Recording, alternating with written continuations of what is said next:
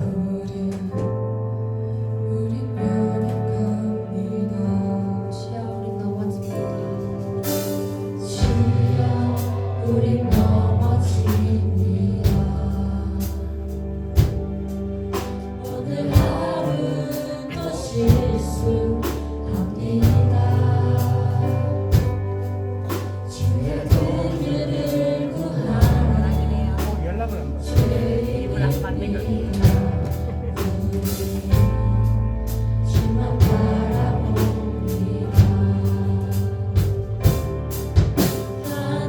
한없는 주님의 은혜 온 세상 위에 넘칩니다.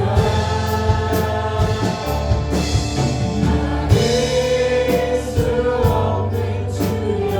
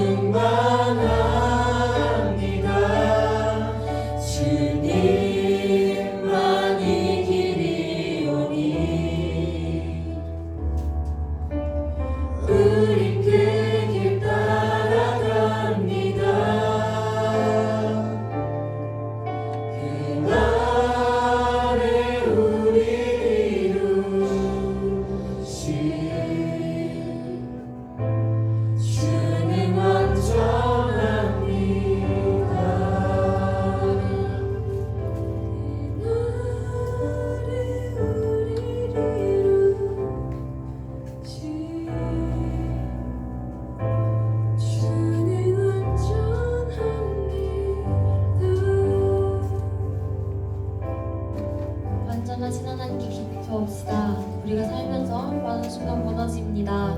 하나님 대신 세상의 것을 선택하고 죄에 맨날 무너졌는데 이제는 하나님만 선택하도록 하나님이 기뻐하시는 선택만 하도록 기도합시다.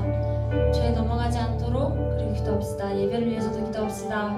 오늘 말씀을 듣고 우리 삶이 변화되고 우리가 새로운 삶을 살면서 더욱 하나님과 가까워지도록 그리고 오늘 말씀을 듣고 하나님께 많은 은혜를 올려드리도록 많은 영광 올려드리도록 기도합시다. 기도합시다.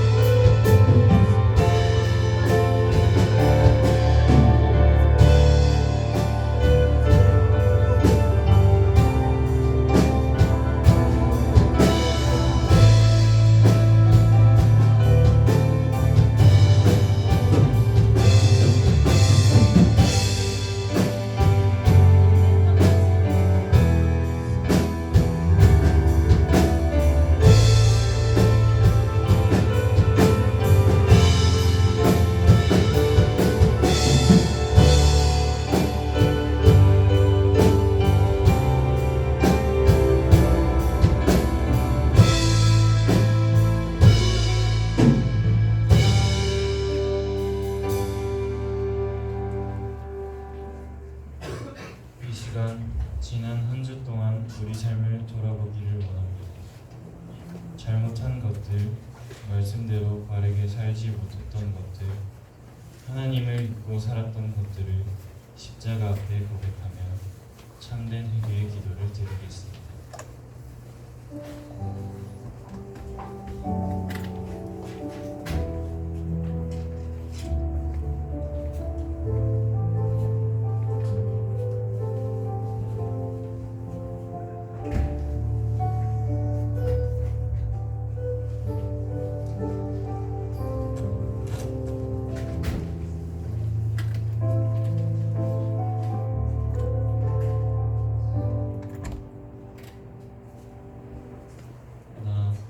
나는 나를 위하여 내 허물을 도말하는 자니 내 죄를 기억하지 아니하리라. 하나님 아버지, 지난 한 주 동안 우리가 저질렀던 죄의 용서를 구합니다. 용서해 주세요. 주님, 살면서 우리가 많은 시련을 겪습니다. 그 시련과 고난 속에서 기도하고 하나님의 뜻을 따라 살아갈 수 있도록 도와주세요. 또 그런 힘든 일 가운데 우리가 지쳐 죄를 범하고 세상의 것을 택하지 않도록 도와주시고 힘든 상황 속에서 남을 미워하고 질투하지 않게 도와주세요. 하나님, 벌써 학년의 반절이 지났습니다. 공부와 그 밖에 해야 할 일이 너무 많습니다. 그런 상황 속에서 우리가 유혹에 빠져 주의를 지키지 않도록 주의를 지키지 않는 상황이 오지 않도록 우리 마음을 지켜주세요. 목사님께서 설교하시는 가운데 말씀이 축복을 입어 하시는 말씀 한마디 한마디가 우리가 삶에서 그리스도인으로 거듭나는데 도움이 되게 하여 주세요. 설교하시는 하나님의 말씀을 듣고 기억하며 말씀을 따라 삶을 살아가 하나님이 보시기에 좋은 삶을 살 수 있도록 도와주세요. 감사드리며 우리를 사랑하시는 예수님의 이름으로 기도드렸습니다. 아멘.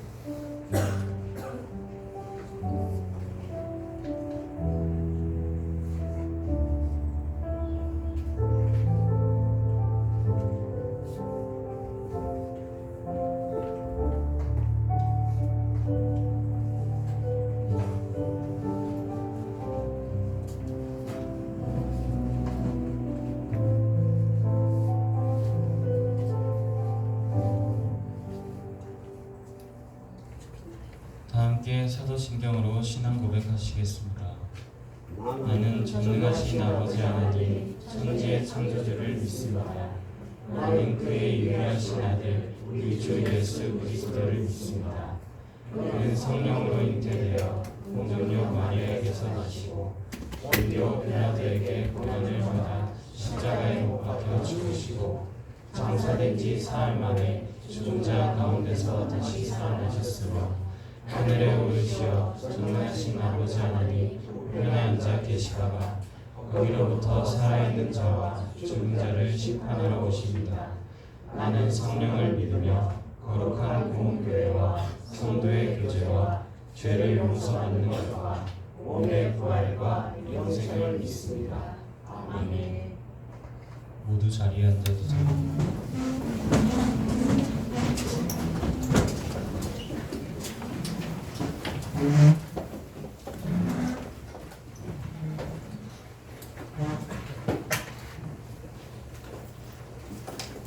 교동문 3번입니다. 다 함께 한 구절씩 번갈아 가면서 읽겠습니다. 내 의의 하나님이여, 내가 부를 때에 응답하소서. 곤란 중에 나를 너그럽게 하셨사오니 내게 은혜를 베푸사 나의 기도를 들으소서. 인생들아, 어느 때까지 나의 영광을 바꾸어 욕되게 하며 헛된 일을 좋아하고 거짓을 구하려는가. 너희는 떨며 범죄하지 말지어다. 자리에 누워 심중에 말하고 잠잠할지어다. 이에 제사를 드리고 여호와를 의지할지어다. 여러 사람의 말이 우리에게 선을 보일 자 누구뇨 하오니 여호와여 주의 얼굴을 더 우리에게 비추소서. 주께서 내 마음에 두신 기쁨은 그들의 곡식과 새 모든과 구성할 때보다 더하니이다. 내가 편안히 눕고 자기도 하리니 나를 완전히 살게 하시는 이는 오직 여호와이심이니이다. 이 시간 찬송가 96장 1절 4절 찬양하실 때 준비하신 예물을 드리고 서로 축복하시는 시간 갖겠습니다.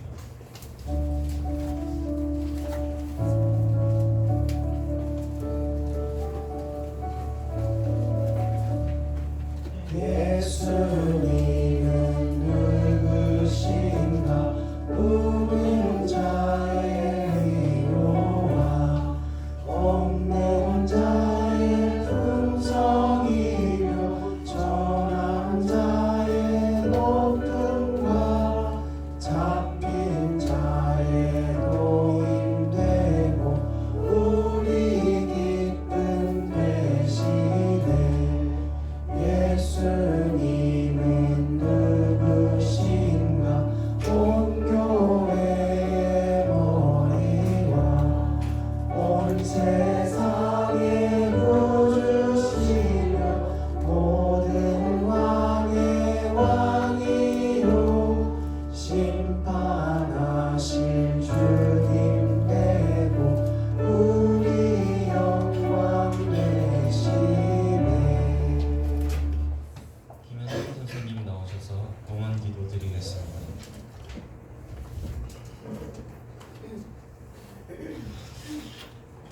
사랑의 하나님, 이 시간 예배 자리로 불러주심을 감사드립니다. 올여름 무더위 가운데도 좋은 환경 주셔서 편안하게 보낼 수 있게 해주셔서 감사합니다. 지금 지구 곳곳에는 이상 기온으로 인해 홍수와 산불, 지진, 전쟁 등으로 인해 많은 고통과 어려움 속에 있는 사람들이 있습니다. 그들을 긍휼히 여겨주시고 이런 어려움을 통해 하나님을 찾게 하시고 알게 하시고 바라보게 하셔서 구원에 이르게 하시고 이겨낼 수 있도록 힘을 주시옵소서. 아버지, 이 시간 우리 고동부 공동체가 드리는 예배에 임재하여 주셔서 우리의 예배를 받아주시고 우리를 향한 하나님의 크신 사랑을 깨닫고 하나님께 감사와 영광 올려드리게 하옵소서. 또한 우리의 삶이 하나님을 기쁘시게 하고 삶이 예배가 되는 그리스도인으로 살아가게 하옵소서. 우리의 연약함을 아시는 주님, 힘들고 어려워 지칠 때마다 성령님께서 우리를 위로하여 주시고 힘 주셔서 다시 주님을 바라보고 일어날 수 있도록 도와주시옵소서. 그리고 약한 자를 들어 강한 자를 부끄럽게 하시고 약한 것이 곧 강한 것임을 드러내어 하나님의 살아계심을 우리를 통하여 드러나게 하여 주시옵소서. 이 시간 김정준 목사님의 말씀을 통하여 우리의 영이 더욱 새로워지고 새 힘을 얻게 하옵시며 우리가 드린 예물이 하나님 기뻐하시는 곳에 쓰여지고 하늘나라의 확장과 은혜의 자리에 쓰여지게 하옵소서. 예수님의 이름으로 기도드립니다. 아멘.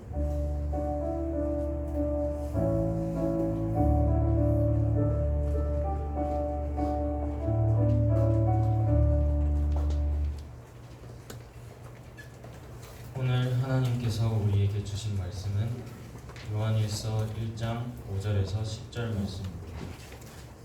신약 성경 388문에 있습니다.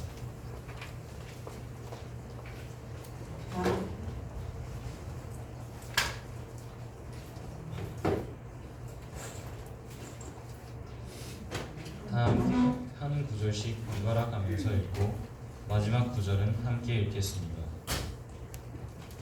우리가 그에게서 듣고 너희에게 전하는 소식은 이것이니 곧 하나님은 빛이시라 그에게는 어둠이 조금도 없으시다는 것이니라.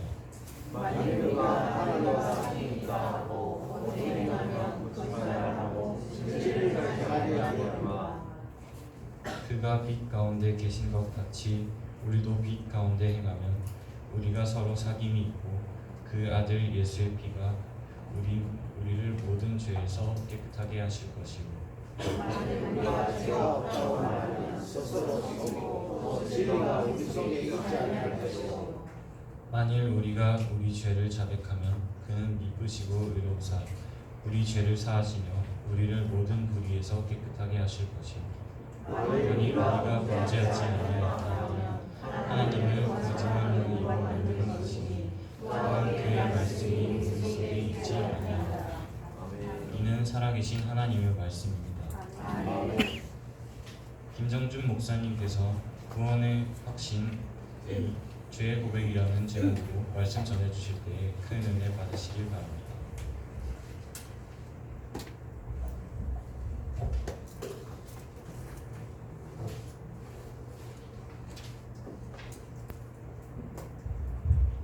네, 오늘도 고등부에 배우신 여러분들을 사랑하고 축복합니다. 선생님들도 사랑하고 축복합니다. 일주일 동안 잘 지내셨죠? 네. 옆에 분들 이렇게 한번 축복해 볼까요? 오늘도 그리스도인답게 삽시다.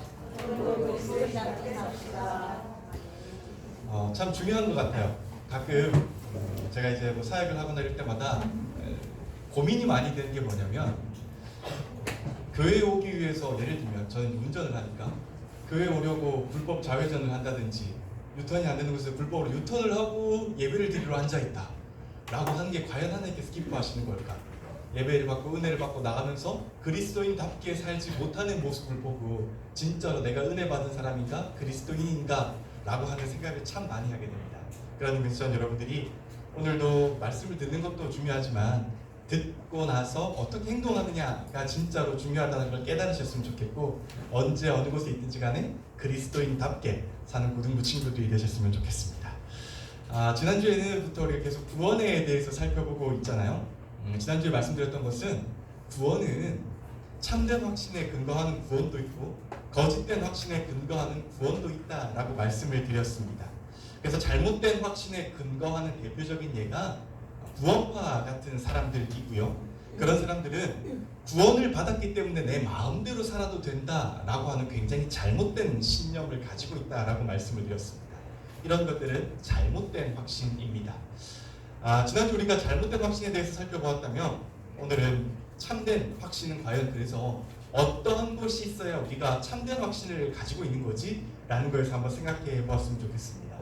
쉬운 내용은 아닌 것 같아요. 이번 주도 그렇고 다음 주도 그렇고 뭐 교리적인 부분도 있는데 저는 여러분들이 고등학생 정도 되었다라고 한다면 교리를 조금 아셔야 한다라고 주장하는 사람 중에 한 사람입니다. 늘 쉬운 말씀, 좋은 말씀을 듣는 것보다는 어쨌든 자꾸 교리를 마이크 바꿀까요?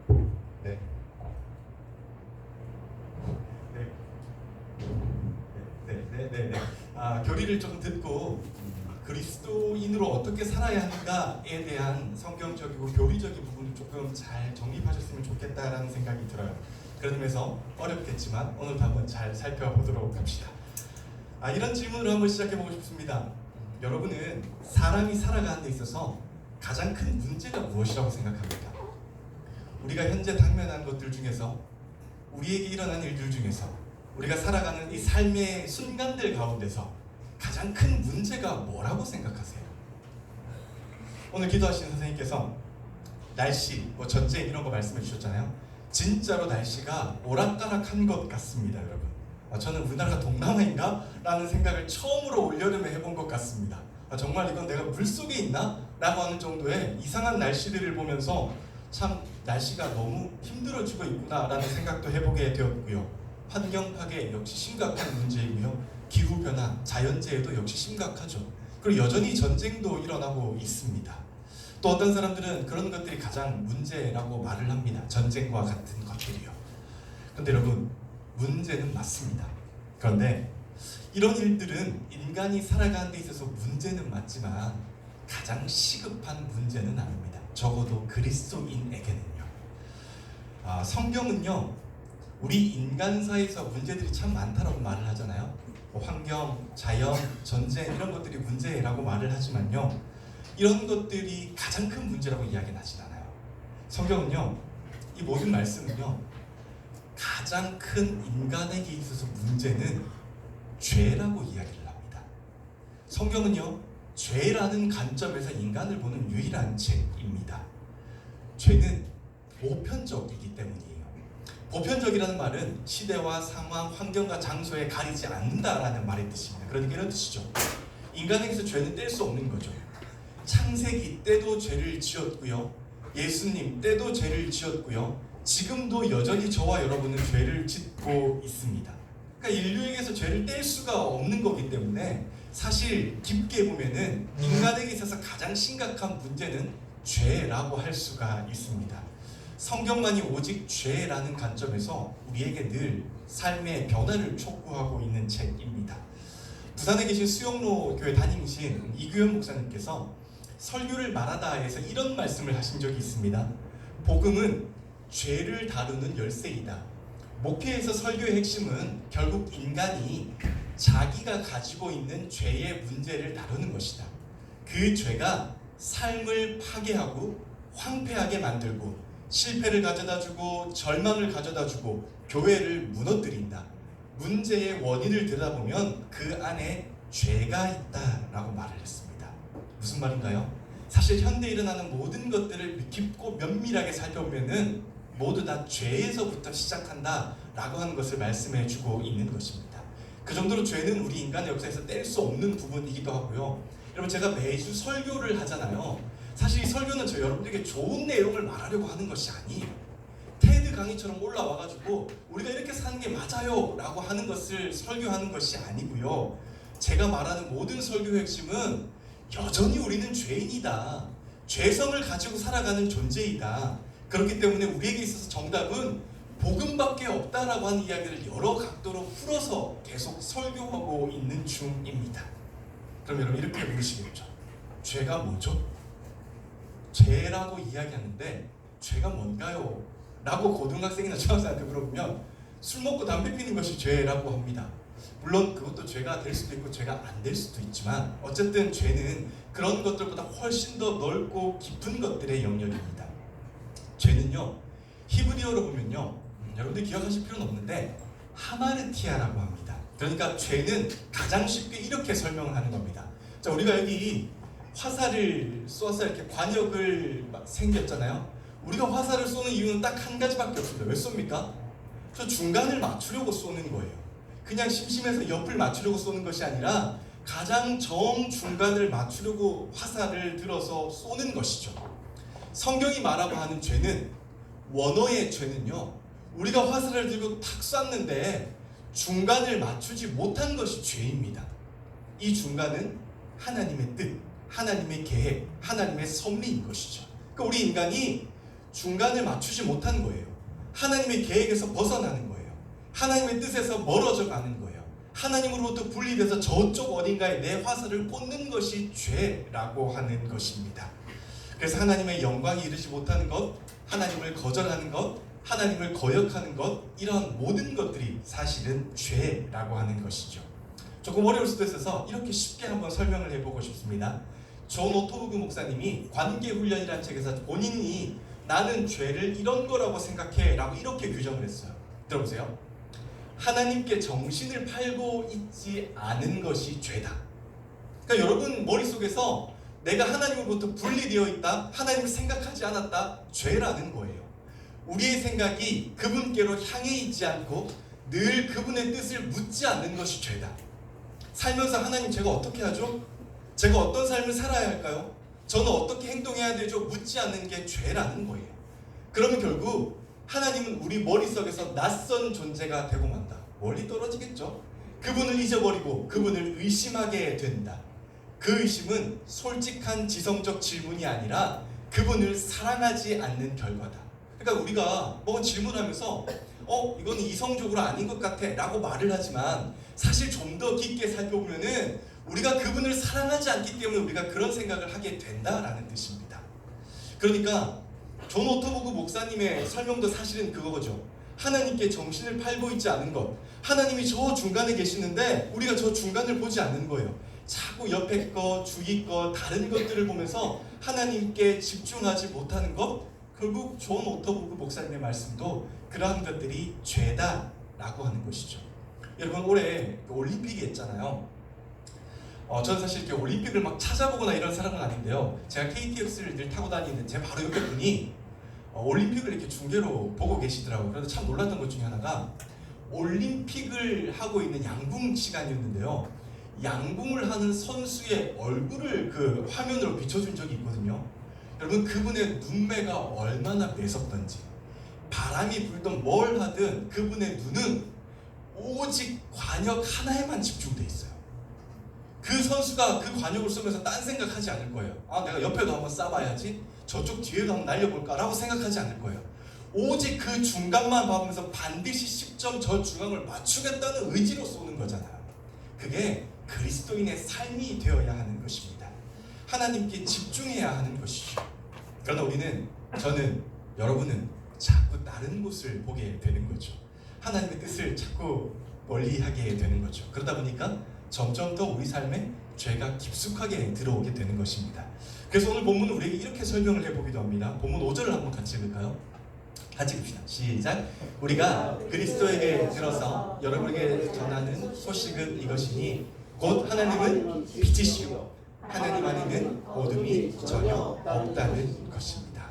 여기서 어둠은 죄를 말하는 것이거든요. 그러니까 이 말도 사실은 그 말이에요. 저기 관역의 정중간 하나님은 빛이야. 이 중간은 빛인데 너희가 자꾸 빛을 보고 있지 않아. 빛을 보는 것이 아니라 너희는 자꾸 죄의 영역을 보고 있어 라고 말하는 것이고요. 그게 곧 죄야 라고 오늘 우리에게 설명하고 있는 것이죠. 그래서 여러분 사실 구원에 있어서 핵심은 죄의 문제를 해결하는 것입니다. 죄의 문제를 해결하지 못하고 하나님이 계신 저 빛을 향하여 걸어가지 못한다라고 한다면 우리에게서 구원은 저쪽 멀리에 있는 이야기가 되는 것이죠. 죄의 이야기를 이미 조금 꺼냈으니까 죄에 대한 이야기를 조금 더 해보도록 합시다. 전통적으로 성경적으로요, 죄는 크게 두 가지로 구분을 합니다. 교리적으로도 그렇고요. 첫 번째는 원죄라고 합니다. 원어로 보시면 아시겠지만 그러니까 오리지널 신이에요. 원래부터 가진 죄를 가지고 원죄라고 합니다. 그 말씀의 근거는 로마서 5장 12절이에요. 우리 한번 같이 읽을까요? 시작. 그러므로 한 사람으로 말미암아 죄가 세상에 들어오고 죄로 말미암아 사망이 들어왔나니 이와 같이 모든 사람이 죄를 지었으므로 사망이 모든 사람에게 이르렀느니라. 여기에서 한 사람은 아담을 말하는 것이고요. 아담으로부터 죄가 시작된 것을 말씀해주고 있는 것입니다. 그 죄 때문에 죽음이 저와 여러분을 찾아왔고요. 우리는 죽을 수밖에 없는 존재가 된 것입니다. 그러니까 원죄로 인하여서 우리는 죽을 수밖에 없는 지경에 이르는 것이죠. 두 번째로는 자범죄라고 합니다. 액츄얼 신 있잖아요. 그러니까 실제적인 죄입니다. 근거는요 로마서 5장 7절 14에서 15절이에요. 같이 읽읍시다. 시작. 우리는 율법이 신령한 것인 줄 압니다. 그러나 나는 육정에 매인 존재로서 죄 아래에 팔린 몸입니다. 나는 내가 하는 일을 도무지 알 수가 없습니다. 내가 해야겠다고 생각하는 일은 하지 않고 도리어 해서는 안 되겠다고 생각하는 일을 하고 있으니 말입니다. 그러니까 자범죄는 내가 알고 짓는 죄, 혹은 모르고 짓는 죄까지도 다 이 죄의 영역에 포함되는 것입니다. 일단 교리적으로 전통적으로 성경적으로 죄는 원죄와 자범죄가 있다고 말씀을 드렸는데요. 저는 자범죄는 분리하고요. 원죄에 대해서 여러분에게 조금 설명을 드려보고 싶습니다. 왜냐하면 그리스도인이 가장 불편하게 생각하는 것이 원죄이기 때문입니다. 실제로 많은 크리스천들이요 원죄를 인정하지 않습니다. 자범죄는 인정을 합니다. 왜냐하면 내가 진짜로 살아보니까 죄를 짓거든요. 그러니까 내가 지은 죄는 인정하겠다는 거예요.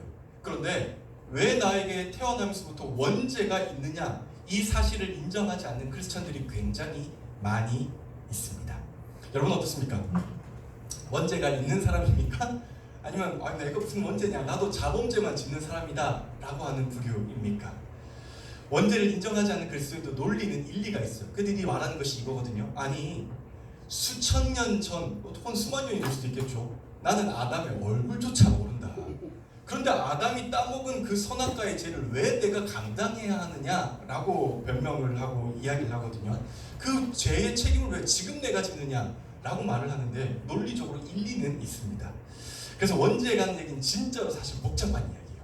책으로도 엄청 두껍고요. 여전히 많은 이야기가 되는 내용이고요. 여전히 아까도 말씀드렸지만 그리스도인 중에 원죄를 인정하지 않는 그리스도인들도 많습니다. 그런데 여러분, 저는 이렇게 한번 설명을 드리고 싶어요. 일단 내가 본인이 여기 앉아있는 여러분이 내가 원래부터 죄가 있는 존재야 라는 것을 쉽게 인정이 되고 그렇지 난 태어나면서 죄인이야 라는 것이 인정이 된다면 진짜로 좋은 거예요. 그냥 그대로 받아들이시면 됩니다. 그런데 혹시라도 그게 인정이 되지 않는다라고 한다면 저는 오늘 여러분들이 이렇게 한번 설명을 드려보고 싶습니다. 그냥 저의 설명입니다.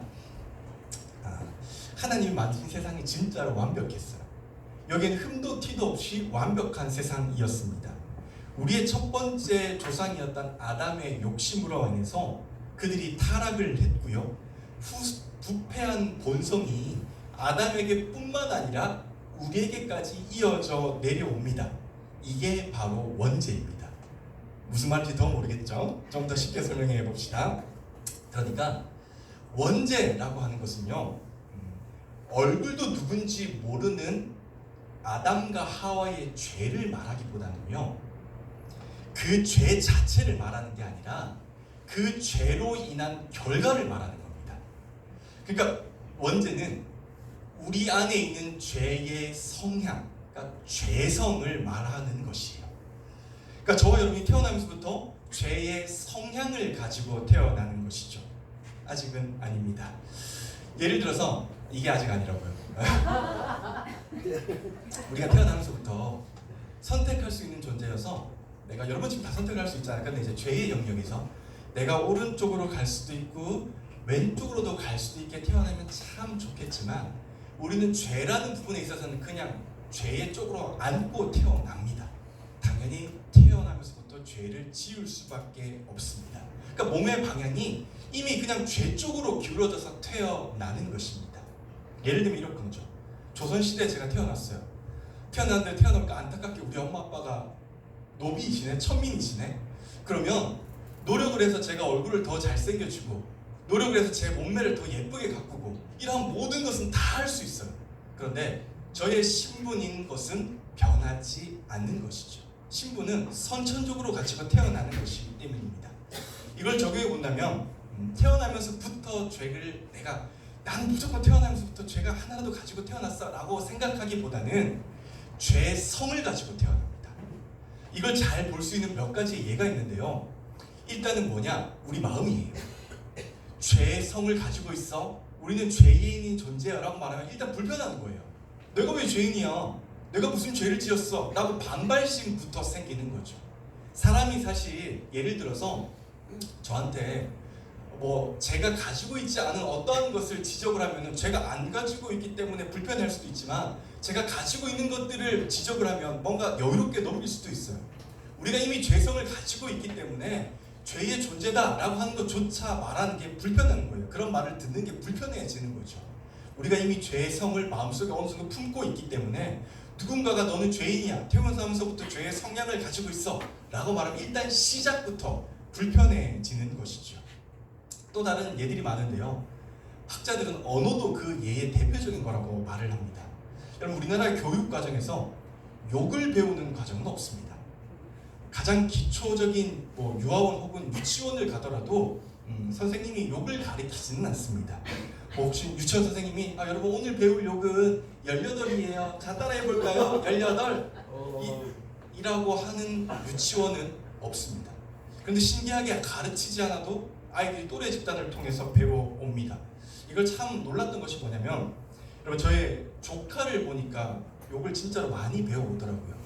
저희 집 여동생 부부가 집에서 욕을 쓰지 않습니다. 그걸 어떻게 증명할 수 있냐면 국제부부거든요. 그래서 대화를 다 영어로 합니다. 한국어 대화가 조금 서툴러요. 제가 여전히. 그렇기 때문에 영어로 대화를 하기 때문에 한국어 욕을 가르치지 않습니다. 근데 이 아이가 유치원에만 갔다 오면은 자꾸 나쁜 말들을 배워와서 집에서 하는 거예요. 아무리 하지 말라고 하더라도 이미 입에 붙어버린 이 말이 입에서 사라지지가 않는 거예요. 잘 아시는 것처럼요, 사람은 나쁜 거를 배울 때 훨씬 더 빨리 배우고요, 가르쳐주지 않아도 나쁜 것들은 알아서 잘 배워옵니다. 그게 사람의 죄성 중에 한 가지입니다. 여러분 구약 성경에 보면 율법이 나오거든요. 율법은 613개입니다. 그런데 하라는 것이 248개, 하지 말라는 것이 356개입니다. 왜 여러분 하지 말라는 것이 훨씬 더 많겠습니까? 하루에 한 개씩 하지 마는 것만 해도 356개입니다. 인간은요, 가만히 두면 자꾸 죄를 짓는 쪽으로 가기 때문에, 율법도 그것을 알았기 때문에 하라는 것보다 하지 말라는 것이 훨씬 더 율법의 조항이 많기 때문입니다. 우리의 몸은요, 우리의 생각은요, 우리의 모든 것들은요, 그냥 가만히 두면 자연스럽게 죄를 짓는 쪽으로 훨씬 더 편하게 가게 되어 있습니다. 죄를 짓는 사람은 죄인이라고 하잖아요. 근데 이제 나오면 됩니다. 제가 생각할 때는 이래요, 여러분. 우리는 죄의 성향을 가지고 태어났어요. 자, 그런데 죄의 성향을 가진 사람은 사실 죄인입니다. 왜냐하면 이미 죄를 짓을 수밖에 없는 방향을 가지고 태어났기 때문에.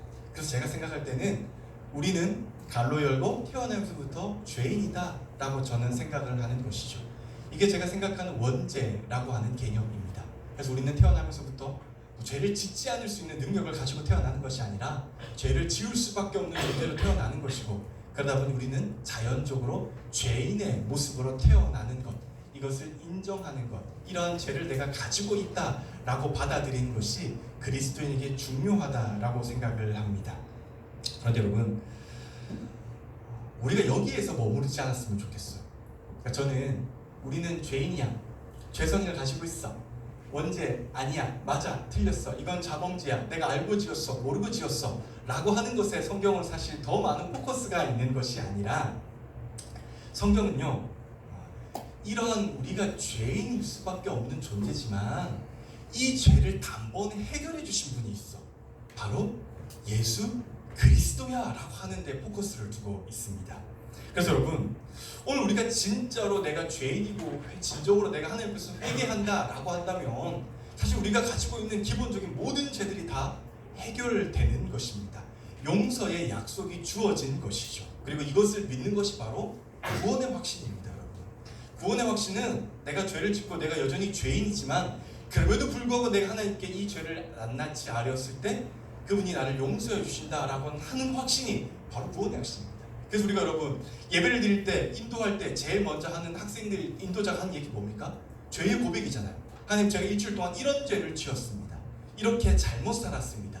그러니 용서해 주십시오 라고 하는 죄의 고백가 들어가는 것이죠. 그래서 여러분, 중요한 것은요, 원죄다 자범죄다 라고 하는 구별보다는 나는 여전히 죄인이며 여전히 죄를 짓고 있음을 인정하는 것이 훨씬 더 중요한 것이다 라고 생각을 합니다. 그래서 여러분, 본문 8절과 10절이 우리에게 이렇게 말을 하잖아요. 같이 읽어봅시다. 우리가 죄가 없다고 말하면 우리는 자기를 속이는 것이요 진리가 우리 속에 없는 것입니다. 우리가 죄를 지은 일이 없다고 말하면 우리는 하나님을 거짓말쟁이로 만드는 것이며 하나님의 말씀이 우리 속에 있지 아니합니다. 여러분, 오늘 본문이 말하는 것은 진짜로 단순해요. 명확해요. 뭔가 하나 첨언할 것이 없습니다. 뭡니까? 저와 여러분은 죄인이다 라고 분명하게 말을 해주고 있는 것입니다. 그러니 구원의 확신에서 가장 첫 번째 출발점은 우리가 죄인임을 고백하는 것입니다. 죄인임을 고백하는 것, 그걸 우리는 뭐라고 하죠? 회개라고 합니다. 그래서 구원의 확신은 제가 첫 시간에도 말씀드렸지만 회개의 확신, 죄사함의 확신과도 또 연결이 되는 것입니다. 결국 참된 구원의 확신, 그러니까 내가 진짜로 올바른 구원의 확신을 가지고 있는가라고 한 첫 번째 출발점은 내가 죄인임을 알고 내가 하나님께 참되게 이 죄를 고백하면서 여전히 하나님의 은혜를 구하고 있는가, 그렇다라고 한다면 우리는 진짜로 올바른 구원의 확신에 기초한 그리스도인입니다. 그래서 여러분, 오늘 본문 1장 9절에 보면은 그런 회개가 얼마나 중요한지 우리에게 말을 해주고 있잖아요. 9절 한번 같이 읽을까요? 9절입니다. 시작. 우리가 우리 죄를 자백하면 하나님은 신실하시고 의로운 분이셔서 우리 죄를 용서하시고 모든 불의에서 우리를 깨끗하게 해 주실 것입니다. 잠깐만 띄워놓읍시다. 여러분, 이 말씀이 진짜로 중요한 말씀이잖아요. 뭐라고 말하는 거예요? 하나님이 내가 지은 죄, 우리가 지은 죄, 여러분이 지은 죄 모두 다 용서해 주셔 라고 확실하게 성경을 통해서 말씀해 주고 있잖아요. 근데 전제가 뭡니까? 전제가 뭐예요? 우리 죄를 자백하며. 그러니까 내가 하나님께 잘못했어요. 오늘도 이렇게 살지 못했어요. 그러나 다음에 이렇게 살고 싶어요 라고 하는 자백을, 회개를 할 때 하나님께서 우리의 죄를 분명히 용서해 주신다. 모든 불의로부터 우리를 깨끗게 해주신다 라고 약속해 주고 계십니다. 그래서 여러분, 참된 구원의 확신에 대한 징표들은 죄에 대한 올바른 고백, 회개, 회심, 이런 것들이 모두 다 참된 구원의 확실한 증표라고 할 수가 있습니다. 사랑하는 여러분, 저는 여러분들이 이것을 꼭 기억하셨으면 좋겠습니다. 제가 몇 번이고 말씀드렸는데요, 참된 그리스도인의 삶은, 그러니까 진실한 그리스도인의 삶은요, 죄 없는 삶이 아니에요. 우리는 죄를 짓지 않고는 살 수 없기 때문이에요. 오히려요, 참된 그리스도인의 삶은요, 죄를 미워하는 삶이에요. 그러니까 내가 죄인이고 어쩔 수 없이 오늘도 죄를 지을 수밖에 없겠지만, 그럼에도 불구하고 내가 죄를 짓지 않아야지. 하나님이 싫어하시기 때문에 저거 하지 않으려고 해야지. 하나님이 분명히 저거 좋아하시니까 나는 저거 안 하려고 해야지 라고 미워하는 삶이 참된 그리스도인의 삶입니다. 그래서 성경이 말하는 게 그거잖아요. 똑같은 죄 짓고 3번, 4번, 5, 6번 죄 짓고 회개하는 그거 참된 회개 아니야 라고 말하는 이유가 그것인 거예요. 우리가 하나님께 잘못했다라고 하면 용서해 주시잖아요. 그런데 5번, 6번, 10번, 20번, 30번 짓고 회개하는 것은 거기에 대한 죄를 내가 미워하지 않는다라는 뜻이에요. 그렇다라고 한다면 우리는 그 죄에 대해서 이미 하나님이 싫어하시는 줄 알지만 여전히 나는 그 죄를 사랑한다라고 하는 것이죠. 그럼 여러분, 오늘 저와 여러분의 삶에서 우리가 죄로부터 멀어질 수는 없겠지만 죄를 미워하는 삶을 사셨으면 좋겠어요. 하나님께서 싫어하시는 것이 뭔지 우리는 이미 알고 있잖아요. 그러면 그것을 내가 하지 않으려고, 했다라고 하면 하나님 제가 잘못했어요, 다음번엔 저거 하지 않을게요 라고 하는 그런 고백의 삶이 진짜로 구원받는 크리스천의 삶이다 라고 하는 것을 잘 기억하는 하루가 되셨으면 좋겠습니다. 그렇다면 여러분은 오늘 어떤 죄를 고백하시겠습니까? 여러분, 오늘 하나님 앞에서 오늘을 살아가며 하나님, 제가 이 죄가 있어요, 여전히 하나님께 회개하지 못한 이 죄를 가지고 있습니다 라고 하는 이 마음의 죄를 어떤 것을 하나님께 용서를 빌고 어떤 것을 가지고 나아가시겠습니까? 부디 하나님 앞에서 진실하고 진실한 회개가 있었으면 좋겠습니다. 수련의 밤에 눈물을 흘리면서 하나님 잘못했어요 라고 하는 것도 중요한데요, 더 중요한 건 매일의 삶 가운데 회개하는 자세예요. 잘못을 했을 때마다 다시 하나님께로 돌아가는 것. 하나님, 제가 그렇게 살지 못했습니다, 그렇게 살게 저를 도와주세요 라고 늘 그분의 은혜를 구하는 것이 진짜로 건강한 그리스도인이라는 사실을 기억하시면서요, 솔직하고 진솔하고 진실하게 오늘도 우리가 가진 이 모든 죄들을 하나님 앞에 낱낱이 아뢰고 마음의 평안과 위로와 구원의 확신을 얻는 그런 고등부 공동체가 되시기를 주님의 이름으로 간절히 축복합니다. 아멘. 찬양단 여러분 나오실까요? 여러분, 구원받은 자의 삶은 죄를 미워하는 삶이다 라고 하는 것을 좀 잘 기억하셨으면 좋겠습니다. 우리가 죄를 짓지 않으려고 나는 죄인이 아니야 라고 하는 것에 자꾸 포커스를 하고 넘어질 수밖에 없거든요. 그러나 나는 죄를 미워하는 자의 삶을 살아야만 해. 나는 죄를 미워하는 자의 삶이야. 하나님께서는 그런 나의 삶을 오늘도 원하셔도, 그러니 내가 하나님 앞에서 바르고 진실하고 건강하게 걸어가야 돼 라고 하는 그런 고백이 저와 여러분 가운데 있었으면 좋겠습니다.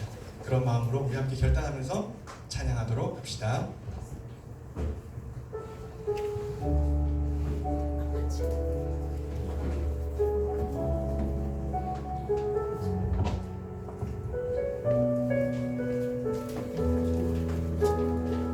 우리 함께 고백할까요? 날이 저물어 갈 때, 날이 저물어 갈 때, 빈들에서 거릴 때, 그때가 하나님의 때,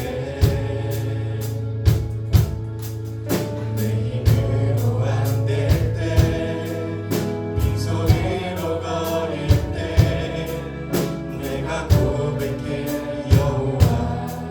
2절 찬양할까요? 우리 모인 이곳에, 우리 모인 이곳에 주님 함께 계시네.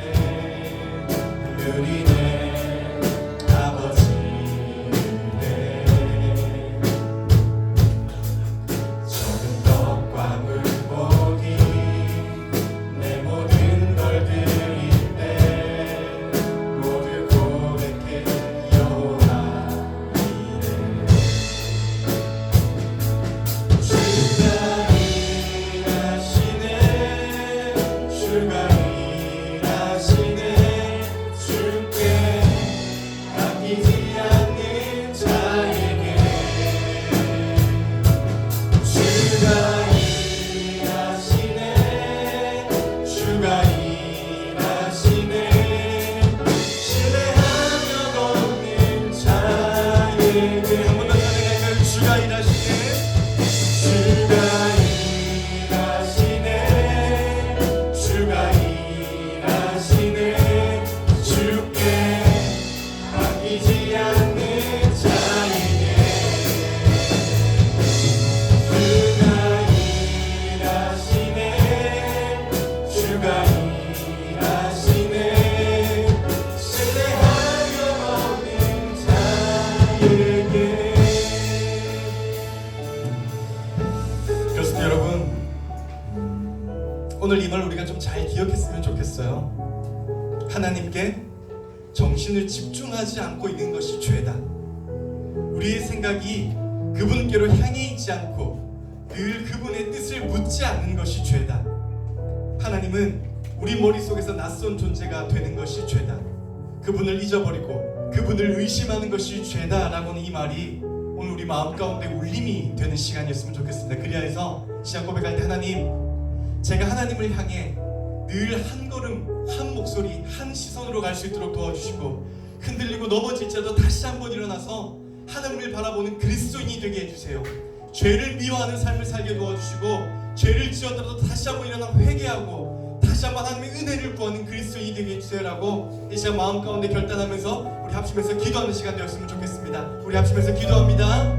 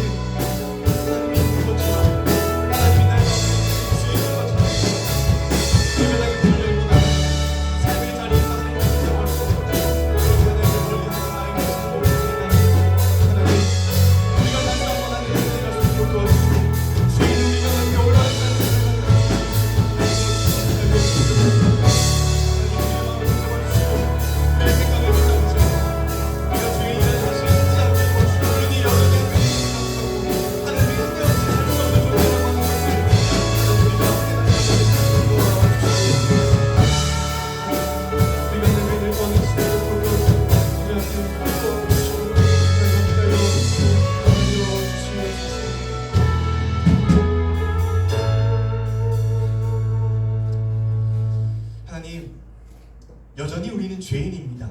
태어날 때도 죄인이었고 오늘의 삶을 살아가는 순간조차 죄인입니다. 그러나 여전히 그런 우리에게는 하나님의 함께하심이 있다는 사실을 기억하게 도와주시고, 우리가 넘어지고 쓰러질 때마다, 잘못했다라고 회개할 때마다 우리를 늘 구원해 주시고 용서해 주신 하나님이 우리 옆에, 우리 안에, 우리와 함께 한다라는 사실을 기억하는 하루가 될 수 있도록 우리의 마음을 지켜주시옵소서.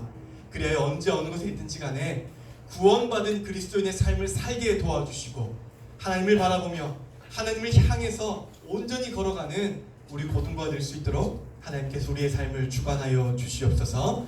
이제는 우리 구주 예수 그리스도의 은혜와 하나님 아버지의 놀라우신 사랑과 성령님의 감동과 위로 교통하심의 역사가 오늘 다시 한번 나는 죄인이고 여전히 하나님의 은혜를 구할 수밖에 없는 존재라는 것을 인정하면서 다시 한번 그렇게 하나님의 은혜를 간구하는 우리 모든 고등부 공동체 머리 위에 이제부터 영원까지 함께 하시기를 간절히 축원하옵나이다. 아멘.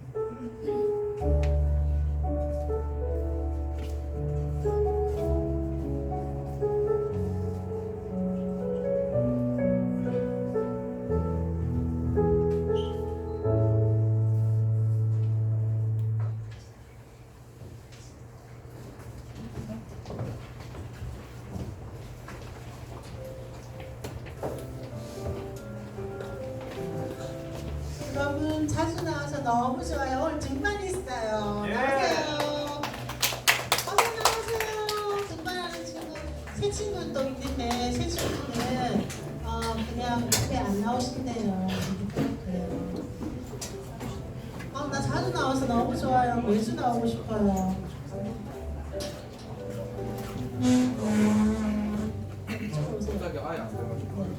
하시는 분 자기소개 다시 한 번 더 부탁해요.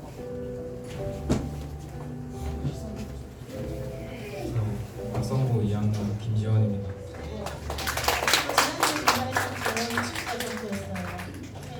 자, 우리 축복성 할게요.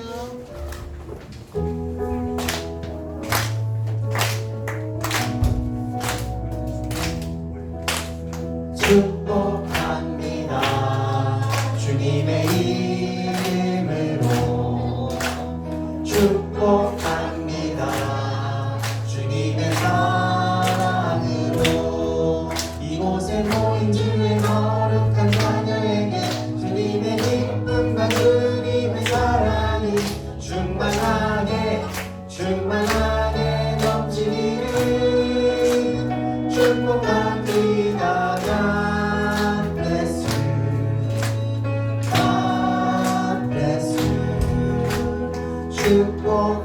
축복합니다. 주님의 사랑으로. 제가 재훈이한테 사랑하는 알고 있어요. 여러분도 다 알고 계실 거라 생각해요. 그래도 특별히 오늘은 예수님 대신 제가 고백할게요. 재훈아, 이거는 언약의 반지예요. 내 사랑을 받아도 좀 받아도 책임질 알고 받아도 감사합니다. 네, 들어가시면 됩니다. 감사합니다.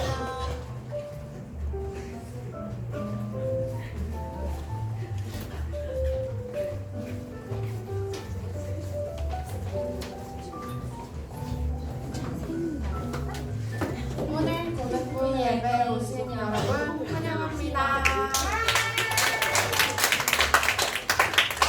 오늘 이제 8월 마지막 주일입니다. 한 달 동안 많이 수고하셨습니다. 이제 남은 한 주도 각자 삶의 자리에서 그리스도인으로 하나님께 영광을 올려드리는 삶을 살기 원합니다. 9월에는 좀 더 예배에 최선을 다하는 고등부가 되었으면 좋겠습니다. 2차 캠프가 예정되어 있습니다. 날짜는 아직 정해지지 않았으니까 정해지면 광고해 드릴 거고요. 2차 캠프도 함께 기도로 준비합시다.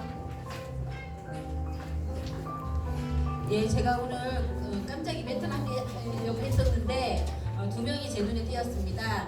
우리 새 친구가 오는 거 굉장히 귀한 일인데 새 친구 축복송을 가장 열심히 해준 2명한테 제가 맥도날드 쿠폰을 보내겠습니다. 김현수와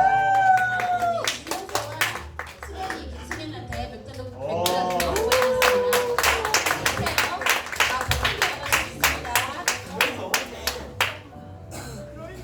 진현서가? 꺼먹 하겠습니다.